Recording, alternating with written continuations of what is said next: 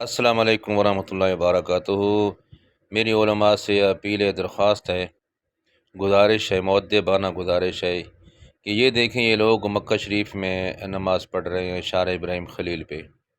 یہ دور دور تک صفیں انہوں نے بنائی ہوئی ہیں، اور کم از کم یہ 1 کلومیٹر کے فاصلے پر ہے۔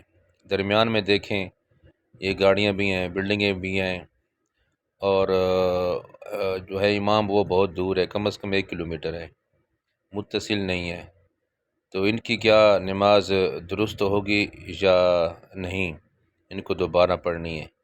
کائنڈلی یہ مہربانی فرمائیں، یہ کمنٹ میں اپنا مکتبہ فکر بھی لکھیں اور اس کا جواب بھی لکھیں۔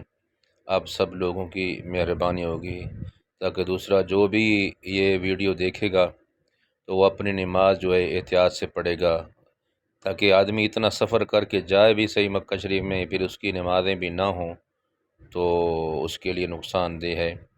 تو مہربانی یہ کمنٹ میں لکھیں، تاکہ ہم لوگوں کو آگاہ کریں کہ اتنا دور نماز نہیں پڑھنی چاہیے۔